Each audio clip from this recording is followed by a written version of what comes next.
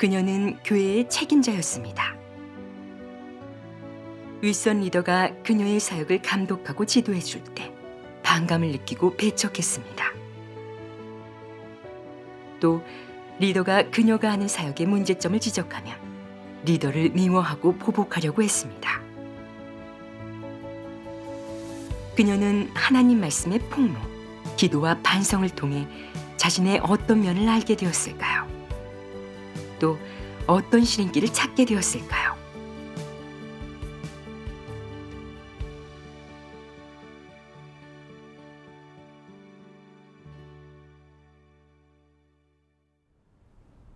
(2021년에) 전 교회 리더로 뽑혔어요. 한동안은 양육 사역에서 어려움을 겪었어요. 몇몇 양육자가 예배도 잘 안 드리고 예배드려도 교제를 안 하니까 그걸 어떻게 해결해야 할지 몰라서 이 문제를 리더 루시한테 털어놨죠. 어느 날 루시 자매가 그룹을 만들고 설교자 매튜 형제를 초대한 거예요. 그 형제는 저보다 진리를 더 잘 알았고 사역면에서 도움받은 적도 있었죠. 근데 정작 그룹에 초대될 땐 기분이 안 좋았어요. 왠지 그 형제가 제 사역을 감독하러 온 것 같았거든요. 형제가 제 문제를 보고 지적하면 제 체면도 깎이고 다른 사람도 무시할까 걱정됐죠. 그래서 제 사역을 감독하지 않길 바랐어요. 나중에 보니까 루시 자매가 매튜 형제를 여러 중요한 사역 그룹에도 초대했는데 형제 자매들이 환영하는 거예요. 그러니 더 괴로웠죠. 저 대신 리더가 될 수 있다는 생각이 들었어요. 저녁에 새신자 예배를 드리는데 형제도 참석했어요. 형제가 교제할 때 다들 집중하고 서로 교제도 잘 나누더라고요. 근데 제가 교제할 때는 반응이 별로였어요. 그러니 질투가 나고 말하기 싫었어요. 형제가 있으니까 제가 필요 없어 보였죠. 또 다들 형제의 교제를 듣고 좋아하면서 하나님께 감사하다는 거예요. 심지어 어떤 사람은 예배드리며 이렇게 빛비춤 있는 교제는 처음이라면서 매튜 형제의 교제에서 많은 걸 얻었다고 했죠. 그런 말까지 들으니까 너무 화가 났어요. 저는 투명인간 취급하는 것 같고 제가 교제를 안 해준 것처럼 말하는 것 같았죠. 전 체면국인 것 같아 형제 자매가 밉기까지 했어요. 제가 전에 교제해준 걸 다 까먹었나 싶었어요. 혼자 생각이죠. 그렇게 말한 사람은 없잖아요. 네. 예배가 끝날 때 형제가 문제를 요약했어요. 전 말하기 싫었고 형제를 칭찬하는 소리는 더 듣기 싫었죠. 예배가 빨리 끝나서 벗어나고 싶었어요. 그때 형제가 저보고 예배가 어땠냐고 묻길래 전 토론하기 싫어서 대충 몇 마디만 했어요. 그다음 형제가 발견한 문제를 얘기했는데 제 교제가 명확하지 않고 모호해서 형제 자매가 이해를 잘 못할 수 있다면서 그럼 예배 효과가 안 좋다는 거예요. 그 순간 이런 생각이 들었죠. 왜 하필 내 문제를 지적하는 거지? 이건 날 겨냥해 그러는 거지. 해임시킬 거면 그냥 말하든가. 전 형제한테 편견이 생겼어요. 나중에 형제는 새신자한테 맞춤형으로 말씀을 찾아 교제해 주라고 했어요. 상황에 맞춰 말씀으로 교제하고 다양한 예를 들거나 이야기를 소재로 교제하면 말씀을 더 잘 깨달을 거라고요. 근데 전 그게 번거롭다고 생각돼서 동의가 안 됐는데 다들 그렇게 하는 게 좋다는 거예요. 저녁에 형제랑 같이 예배를 인도하는데 또 지적받을까 겁이 나더라고요. 그래서 형제가 교제할 때 보이는 문제점을 다 적어놨다가 예배 끝나고 지적하려고 했죠. 근데 제 예상과 달리 새신자들이 그런 예배를 좋아했어요. 예를 들며 말씀을 교제하니 더 잘 이해된다고 했고 예배 효과도 좋았죠. 흠잡을 게 없는 거예요. 근데 형제가 질문을 던졌을 때 일부는 대답을 못해서 조용해질 때가 있었어요. 기분이 좋았죠. 형제의 문제점을 잡은 것 같았어요. 전 그걸로 형제를 지적하려고 메모를 해뒀어요. 제 차례가 됐을 때 제가 깨달았던 점을 최대한 교제를 통해 전달하려고 했어요. 모두에게 제가 형제보다 더 낫다는 걸 보여주고 싶었죠. 근데 어쩌다가 전 다른 주제로 넘어가 버렸는데 저는 그것도 꼭 알아야 할 만큼 중요한 주제라고 생각해서 계속 교제했죠. 예배가 끝나고 또다시 형제한테 지적을 받았죠. 제가 주제를 벗어나면 형제 자매가 오늘의 주제를 잘 이해 못한다면서 예배 내용을 제대로 잘 묵상해 보라는 거예요. 한 자매는 저보고 교제 시간이 너무 길어서 핵심을 못 잡겠댔죠. 지적을 받고 너무 괴로워서 참지 못하고 울었어요. 속으로 왜 하필 내 잘못만 지적하는 건가? 이제 형제 자매가 날 어떻게 보겠어? 존중을 하겠어? 그때 형제한테 너무 화가 났어요. 형제가 일부러 딴지를 걸고 저의 부족함을 알리려는 것 같았어요. 형제를 쫓아내고 같이 예배 안 했으면 좋겠더라고요. 저도 그게 잘못된 생각이란 걸 조금은 느꼈어요. 네. 그래서 기도했죠. 전능하신 하나님, 공과를 배우라고 주신 상황인 건 알겠는데 지금 형제한테 너무 화가 나서 제안을 못 받아들이겠어요. 이 상황에서 뭘 깨달아야 하나요? 하나님, 제가 냉정해지도록 도와주시고 하나님께 죄짓지 않고 제 자신을 알게 해주세요. 다음 날 제 문제를 해결하려고 말씀을 찾아봤는데 네. 이 말씀을 보게 됐어요. 혹자는 늘 다른 사람이 자신보다 뛰어날까봐 높은 평가를 받아 자신이 묻힐까봐 두려워 다른 사람을 공격하고 배척한다. 이는 재능 시기가 아니냐, 이기적이고 비열한 것 아니냐. 이는 어떤 성품이냐, 악독한 성품이다.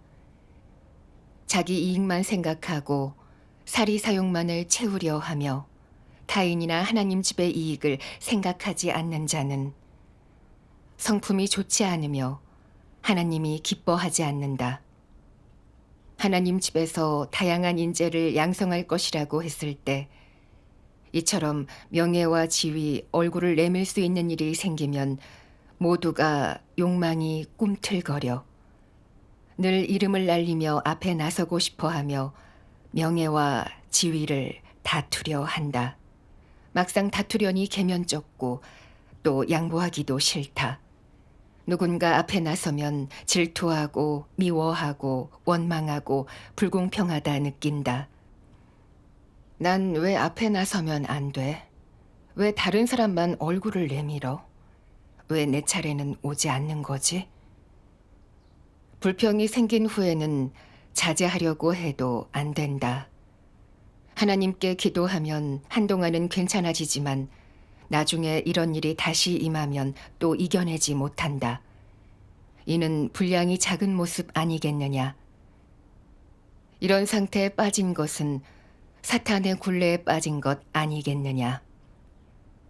이것이 사탄의 폐괴 본성에 결박된 모습이다.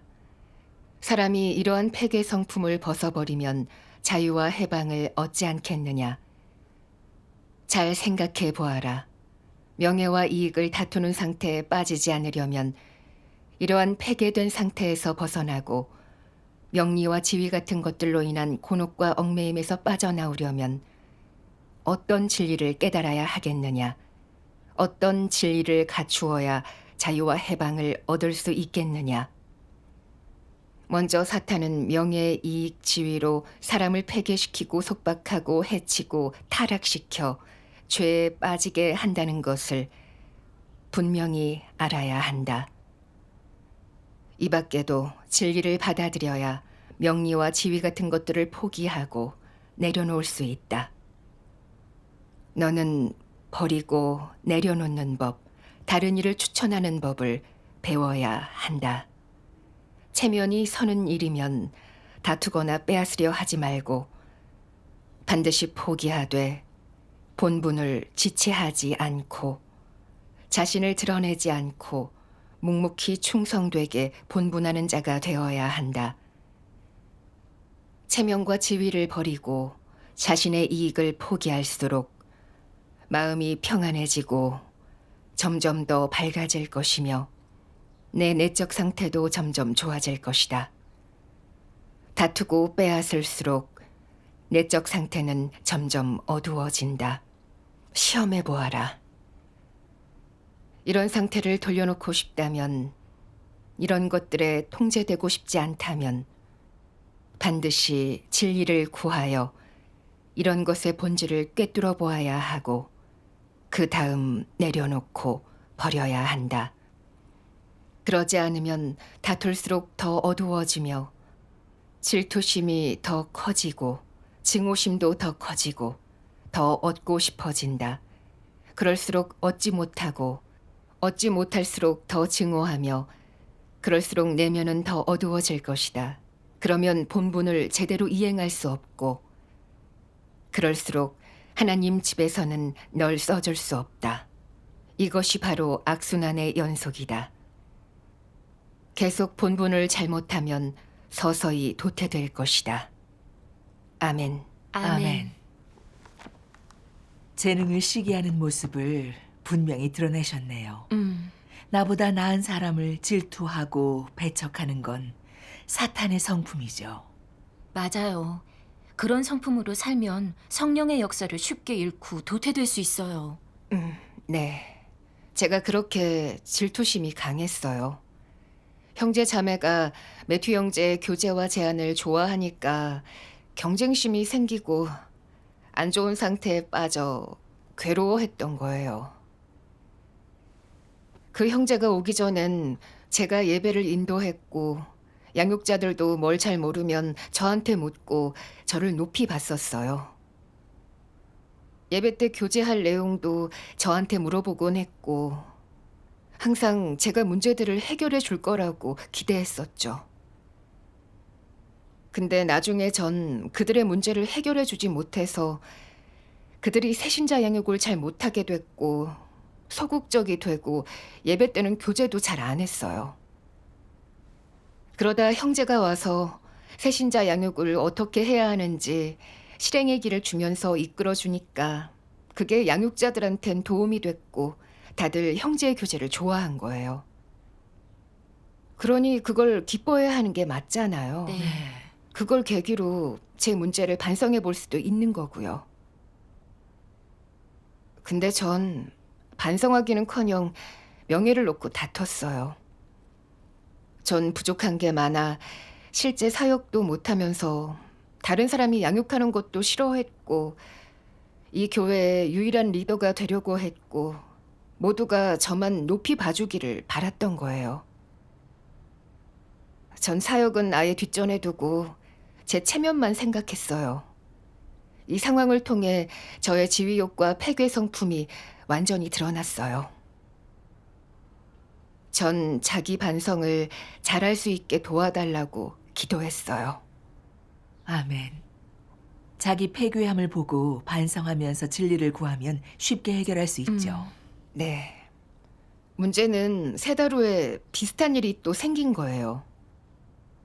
사역회의 자리에서 형제가 저한테 새신자 상황을 물어보는데 좀 화가 났어요.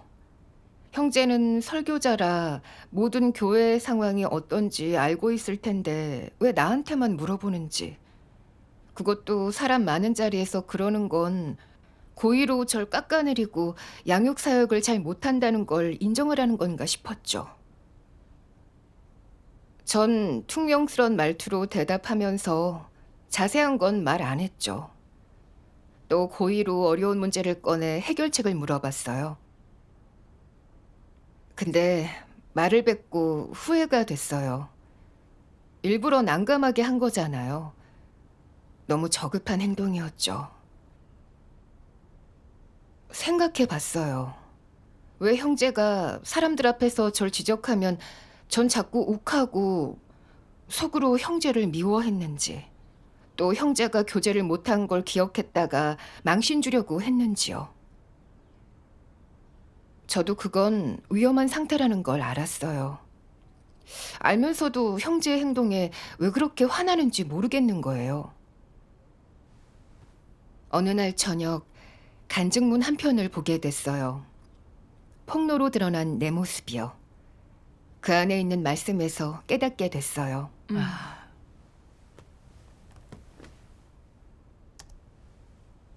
전능하신 하나님 말씀. 적그리스도 부류의 사람이 자신과 의견이 다른 이를 공격하고 배척하는 주요 목적은 무엇이냐?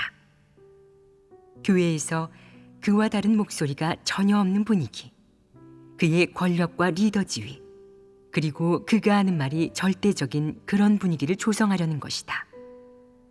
누구든 그의 말을 반드시 들어야 하고 설령 다른 의견이 있을지라도 속으로 사겨야지 밖으로 표출해서는 안 된다.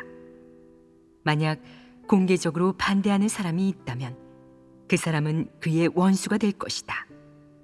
그는 수단과 방법을 가리지 않고 그 사람을 괴롭히고 혼내줄 것이며 당장이라도 그 사람을 없애버리지 못해 안달일 것이다.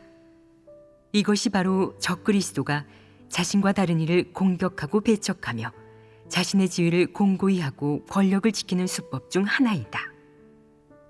그는 이렇게 생각한다. 다른 의견을 가지는 건 괜찮지만 함부로 말해선 안 돼. 내 권력과 지위에 영향을 주는 건 더욱 안 되고, 의견이 있으면 뒤에서 내게 말하는 건 괜찮지. 만약 모두 앞에서 이를 말해 내 체면을 구기면 재미없을 줄 알아. 따끔한 맛을 보여줄 거야. 이는 어떤 성품이냐?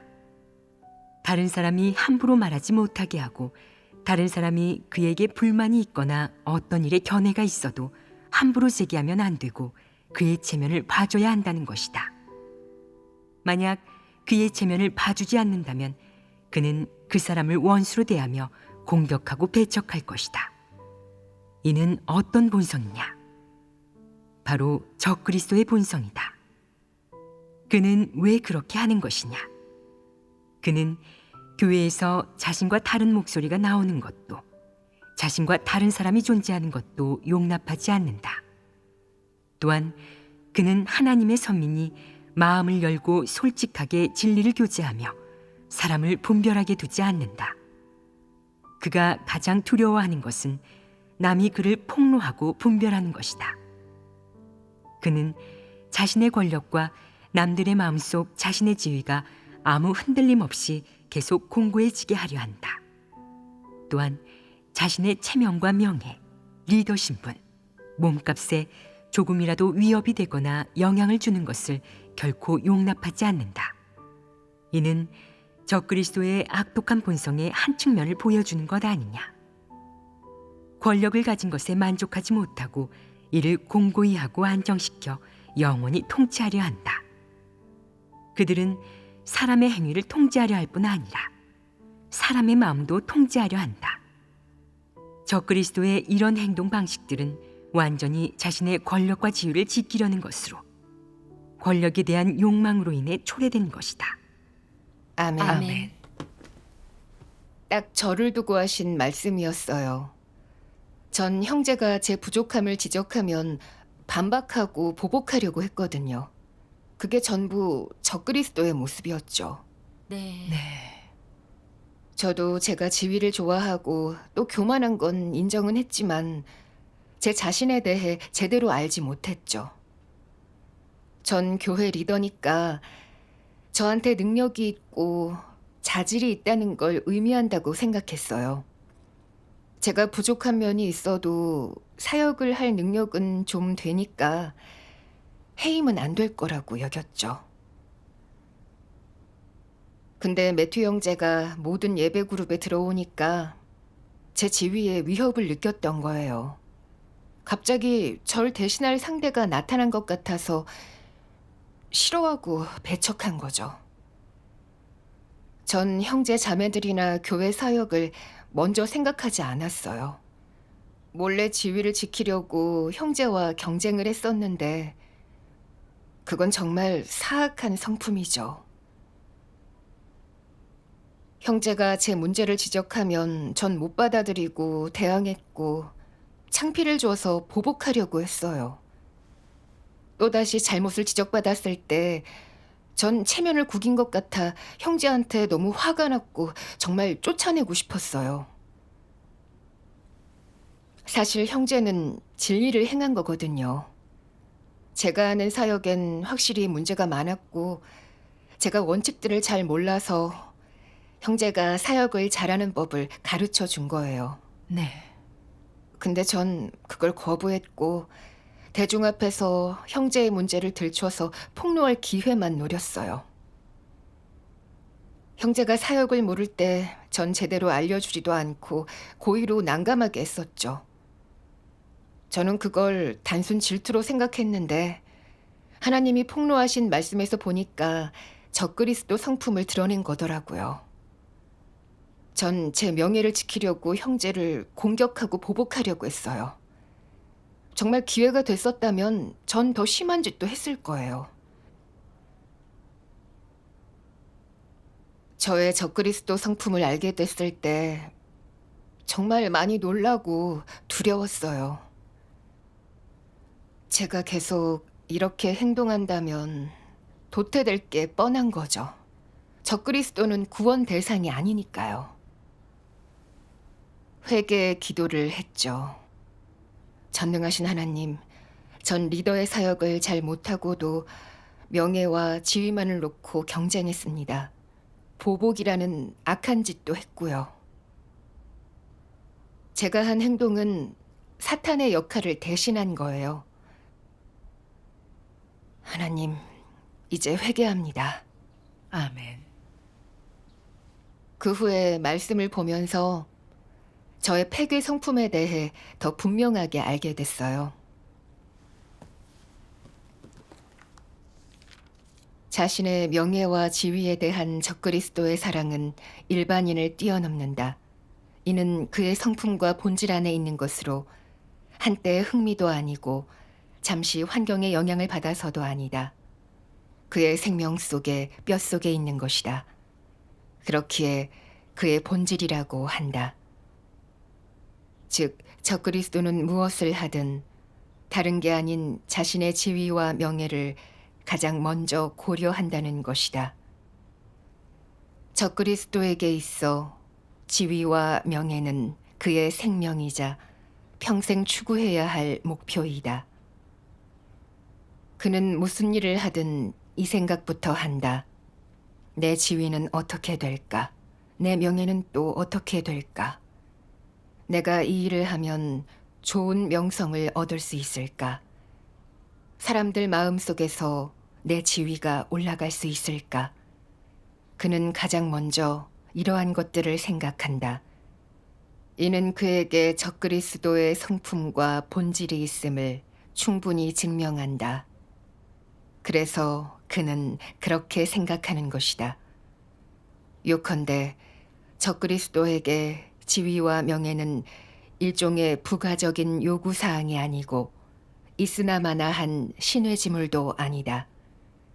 그것은 적그리스도의 본성과 뼛속, 또 피 속에 들어있는 것으로 선천적인 것이다. 그의 태도는 지위와 명예가 있어도 그만, 없어도 그만인 것이 아니다. 그럼 어떤 것이겠느냐? 명예와 지위는 그에게 있어서 매일의 삶과 상태, 추구와 밀접한 관계가 있다. 적그리스도에게 있어 지위와 명예는 그의 생명이다. 그가 어떻게 살아가든 또 어떤 환경에서 생활을 하게 되든 어떤 분야에서 종사를 하게 되든 어떤 것을 추구하든 목표가 무엇이든 인생의 방향이 어디를 향하고 있든 모두 높은 명예와 지위를 중심에 두는데 이 목적은 바뀌지 않는다. 이는 그가 영원히 내려놓지 못하는 것이다. 이것이 바로 적그리스도의 진면목이자 그의 본질이다. 아멘. 아멘. 이 말씀에 제가 그동안 추구한 것과 제 본성이 드러나 있었어요. 전 저의 명예를 제일 중요시했던 거예요. 대인 관계에서든 무슨 일을 하든 항상 좋은 이미지를 주고 높은 평가를 원했죠. 전 어려서 그런 교육을 받았고 늘 최고가 되려고 했었어요. 고등학교 땐 1등이란 자리를 얻고 모든 학생의 부러움을 받는 최우등생이 되려고 매일 친구들과 경쟁했어요. 교회에서도 전 제 명예와 지위만 중시하면서 늘 형제자매의 높은 평가를 받았어요. 전 제가 일을 빠르게 잘할 수 있는 특별한 재능이 있기 때문에 교회에서 본분을 맡겼다고 여겼어요. 나중에 리더가 되면서 더 거만하게 변했고요.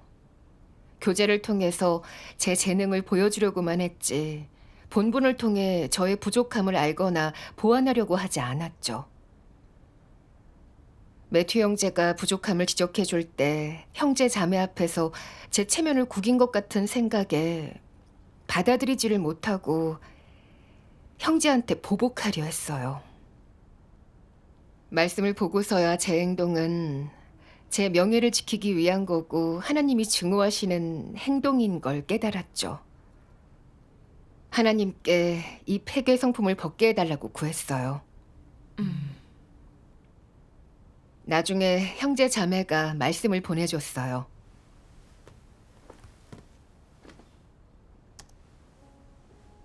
전능하신 하나님 말씀. 교만은 사람이 지닌 폐괴 성품의 근원이다. 사람은 교만할수록 비이성적이고 그럴수록 하나님을 더 쉽게 대적한다. 이 문제가 어느 정도로 심각하겠느냐? 사람에게 교만한 성품이 있으면 다른 사람이 안중에 없는 것은 물론이고 가장 심각할 경우 하나님조차 안중에 두지 않고 하나님에 대한 경외심이 전혀 없는 것이다. 하나님을 믿고 따르고 있지만 하나님을 하나님으로 대하지 않고 늘 자신에게 진리가 있다고, 자신은 위대하다고 생각한다. 이는 교만한 성품의 본질이자 근원으로 사탄에게서 비롯된 것이다. 그러므로 교만의 문제는 반드시 해결해야 한다. 다른 사람을 안중에 두지 않는 것은 작은 일이다. 관건은 사람의 교만한 성품이 사람으로 하여금 하나님께 순종하지 못하고 하나님의 주제와 안배에 순종하지 못하며 언제나 하나님과 권력을 다투고 다른 일을 통제하게 만든다는 것이다. 이런 사람에게는 하나님을 경외하는 마음이 조금도 없으며 하나님을 사랑한다느니 하나님께 순종한다느니 하는 것은 더 언급할 가치도 없다. 아무도 자신이 완벽하거나 존귀하거나 고상하거나 다른 사람보다 뛰어나다고 생각하지 마라. 이 모든 것은 사람의 교만한 성품과 무지에서 나온다. 언제나 자신은 특별하다고 생각하는 것, 이것은 교만한 성품에서 비롯된다. 늘 자신의 결점을 인정하지 못하고 자신의 실수와 실패를 직시할 수 없는 것, 이것은 교만한 성품에서 비롯된다. 타인이 자신보다 높거나 자신보다 나은 것을 늘 용납하지 않는 것, 이것도 교만한 성품에서 비롯된다. 늘 다른 사람의 장점이 자신을 압도하거나 자신을 추월하는 것을 용납하지 않는 것도 교만한 성품에서 비롯된다.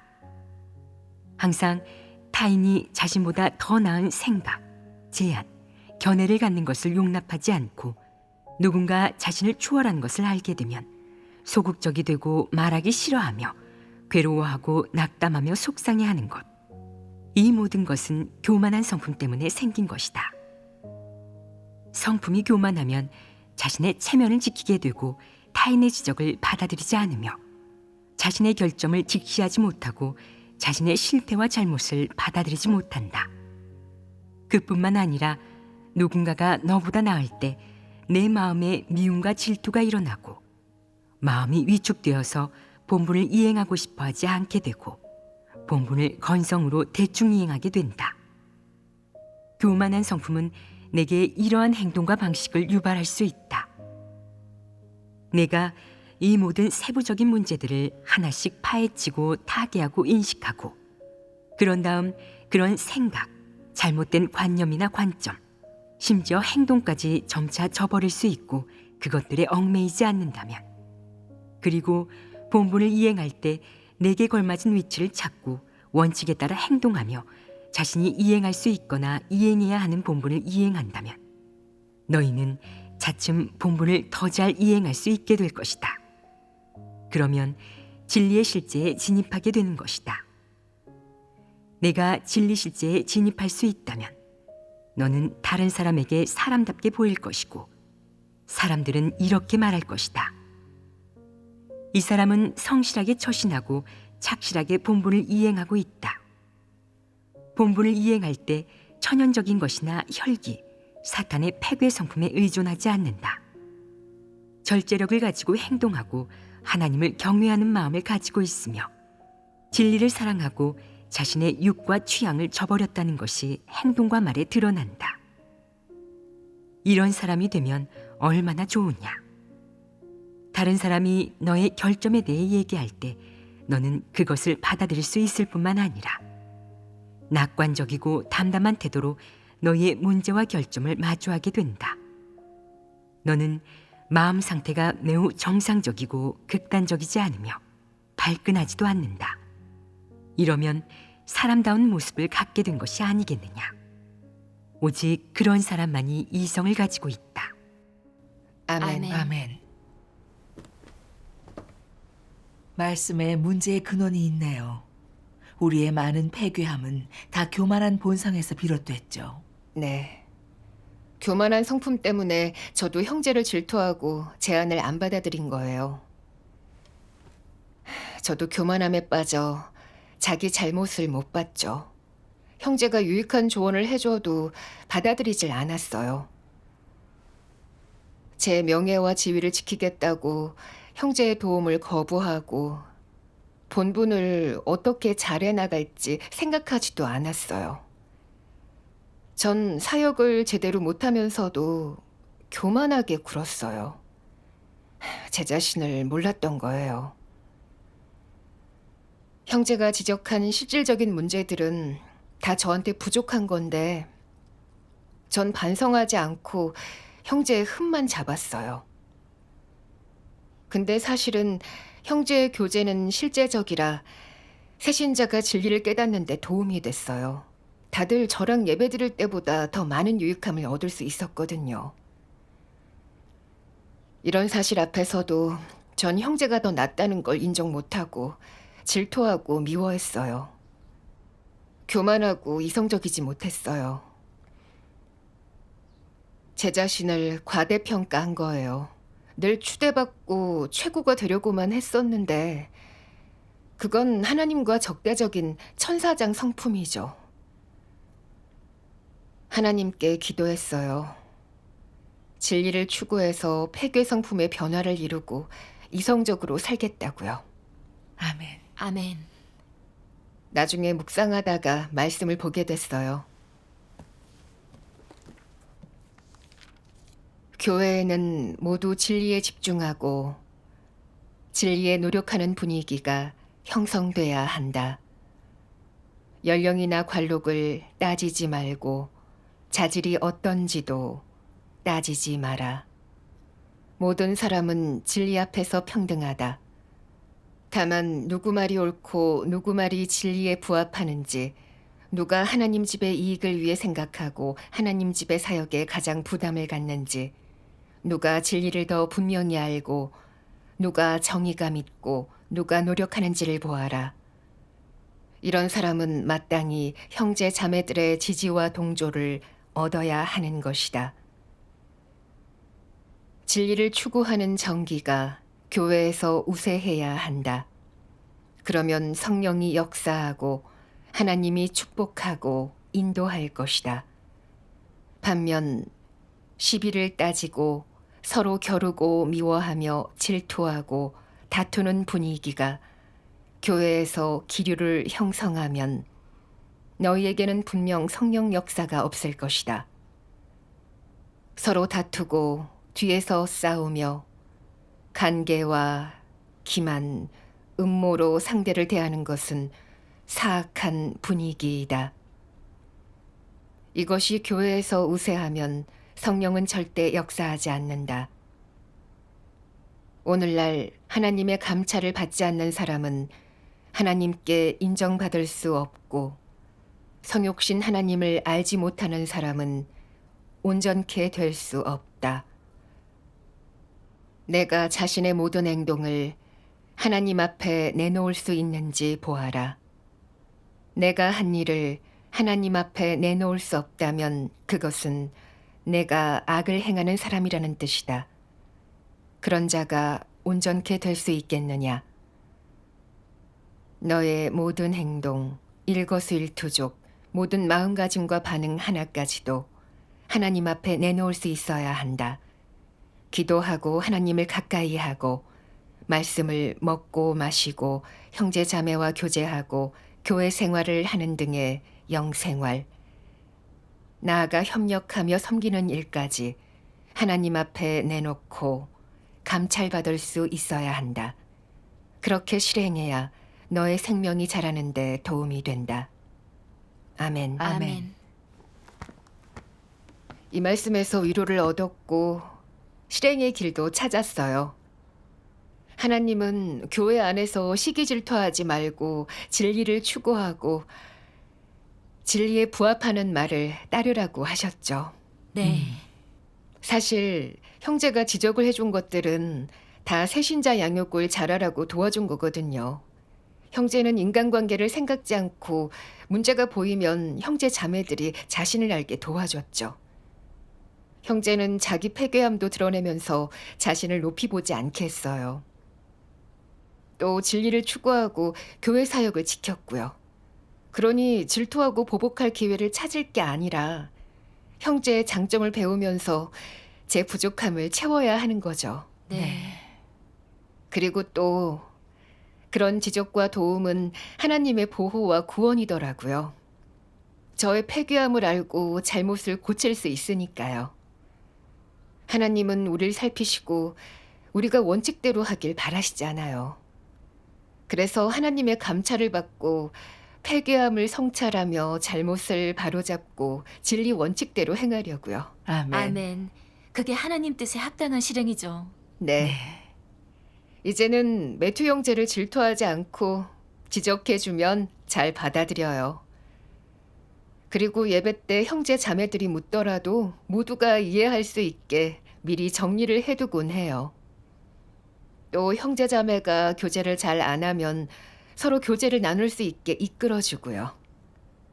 유익한 예배를 위해서 예배 전에도 형제 자매랑 많이 소통하면서 그들의 실제 문제가 뭔지 파악하고 말씀의 결부에 해결해주곤 했어요. 그리고 새신자의 어려움을 잘 해결하려고 말씀도 많이 보면서 진리를 갖췄어요. 잘 됐네요. 이런 변화를 얻게 된 건 다 하나님의 구원이에요. 아멘. 아멘. 하나님께 감사드려요.